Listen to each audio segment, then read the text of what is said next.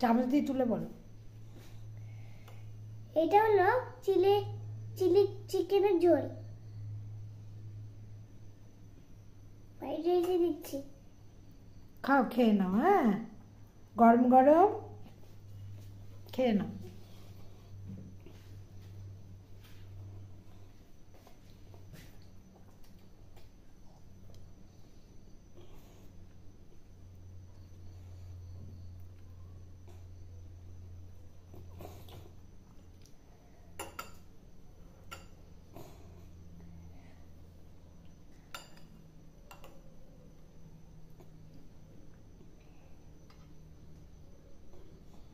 এটা হলো chilli chicken.